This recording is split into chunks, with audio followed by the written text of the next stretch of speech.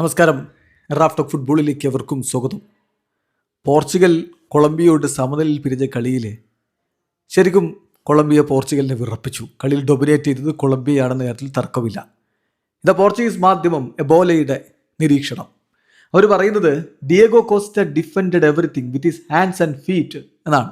കൈകൊണ്ടും കാലുകൊണ്ടും ഒക്കെ എല്ലാം തടഞ്ഞിട്ടു Diego Costa.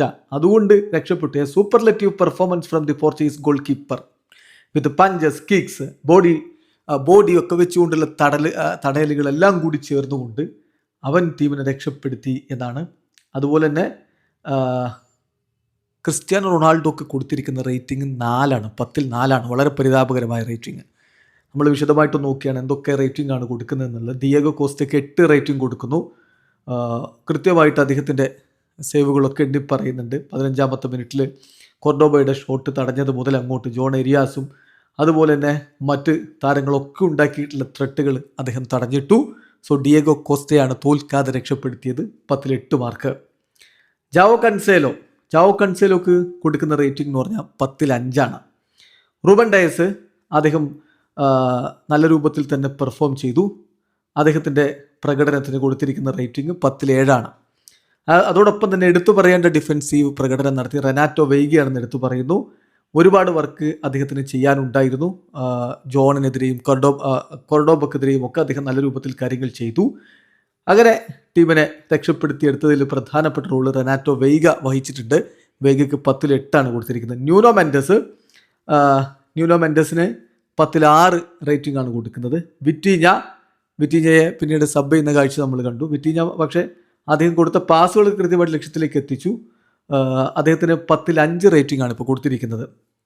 Reuben Neves, Roberto Martinez Joao നെവസിനെ പുറത്തിരുത്തി സർപ്രൈസിംഗ് ആയിട്ട് ഇറക്കിയതാണ് റൂബൻ നെവസിനെ. എന്തായാലും അദ്ദേഹത്തിന് 10ൽ 5 റേറ്റിംഗ് ആണ് കൊടുത്തിരിക്കുന്നത്. ബ്രൂണോ ഫെർണാണ്ടസ്, എന്തായാലും അദ്ദേഹത്തിന് അവസരങ്ങളുണ്ടായിരുന്നു. Almost at the end of the first half ഒരു അഡ്വാൻറ്റേജ് ഉണ്ടായിരുന്നു. പക്ഷേ ഷോട്ട് കൃത്യമായിട്ട് ലക്ഷ്യത്തിലേക്ക് പോകാൻ കഴിഞ്ഞില്ല. That is straight to Vargas ആയിരുന്നു. ഏതായാലും അദ്ദേഹത്തിൻ്റെ യൂഷ്വൽ ബ്രില്യൻസ് കണ്ടില്ല എന്നുകൂടി എബോല നിരീക്ഷിക്കുന്നു. 10ൽ 6 അദ്ദേഹത്തിന് കൊടുത്തിരിക്കുന്ന റേറ്റിംഗ്. പെഡ്രോ നെറ്റോ ശ്രമിച്ചു, ഒരുപാട് തവണ അദ്ദേഹം ശ്രമിച്ചു. പക്ഷേ അദ്ദേഹത്തിന് പന്ത് വലയിലേക്ക് എത്തിക്കാൻ കഴിയാത്ത അവസ്ഥയുണ്ടായി. 10ൽ 6 അദ്ദേഹത്തിൻ്റെ rating. Ronaldo, is age just A number എന്നുള്ള ചോദ്യം അവരിടുന്നു. പ്രായം വെറും നമ്പർ മാത്രമാണോ? അല്ല എന്ന് തോന്നിപ്പിക്കുന്ന തരത്തിലുള്ള ചോദ്യമാണ് അവർ ചോദിക്കുന്നത്. അല്ല എന്നാണ് ഇപ്പം പറയുന്നത്. അദ്ദേഹം കളിക്കളത്തിൽ അത്ര മികച്ച രൂപത്തിലുള്ള ശ്രമങ്ങൾ നടത്തി എന്ന് പറയാൻ പറ്റില്ല.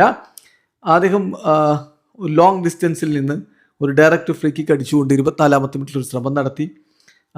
എന്തായാലും അത് വെർഗാസിൻ്റെ കയ്യിലേക്ക് പോയി. ശേഷം ഹാഫ് ടൈമിന് മുമ്പ് അദ്ദേഹം ഒരു ബൈസിക്കിൾ കിക്ക് ശ്രമിച്ചു. പക്ഷേ പ്രത്യേകിച്ച് ഒരു കാര്യമുണ്ടായില്ല. 60ാമത്തെ മിനിറ്റിൽ അദ്ദേഹത്തിന് ഫെലിക്സിൽ നിന്ന് ഒരു പാസ് ലഭിച്ചു.